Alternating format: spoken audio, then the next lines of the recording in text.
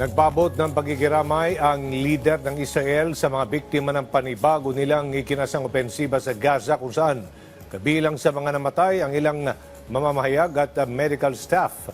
At US President Donald Trump hinikayat na tumayong peacemaker sa South at North Korea. Si Joshua Garcia sa Centro Balita. Aabot sa 20 ang nasawi sa panibagong pag-atake ng Israeli forces sa isang ospital sa Gaza. Kabilang sa mga nasawi ay ang 5 journalists at iba pang mga medical personnel. Kaugnay nito, nagpaabot na ng pakikiramay si Israeli Prime Minister Benjamin Netanyahu sa mga biktima. Ayon kay Netanyahu, pinahahalagahan nila ang trabaho ng mga journalist, gayon din ng mga medical staff at sibilyan. Tiniyak ang masusing investigasyon sa insidente. Binigyan din ni Netanyahu na Hamas terrorists ang kanilang punterya sa ikinasang opensiba. Samantala, hinikayat ni South Korean President Lee Jae-myung si US President Donald Trump na mamagitan at tumayo din bilang peacemaker sa Korean Peninsula.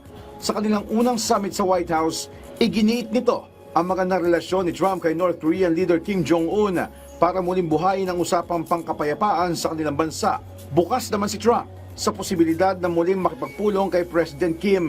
Kim Jong-un will meet at some point. I look forward to it, actually. But you notice that since I came into office, you haven't had a problem with him. Hasn't been, he tests lots of rockets. He does have great capability, I will say that. Sa London, naging makulay ang muling pagdiriwang ng Notting Hill Carnival. Libo-libo ang nakilahok. Suot ang kanilang mga nagbobonggahang mga costume. Maituturing na raw na tradisyon ang nasabing event na siyang pinakamalaking street parade sa buong Europa. Anila, buwan o halos taon ang naging preparasyon ng bawat isa sa pagbuo ng kanilang kasuotan. Kasabay ng parada, nanawagan din ng equality ang iba't ibang grupo sa pagtitipon. Joshua Garcia para sa Pambansang TV sa Bagong Pilipinas.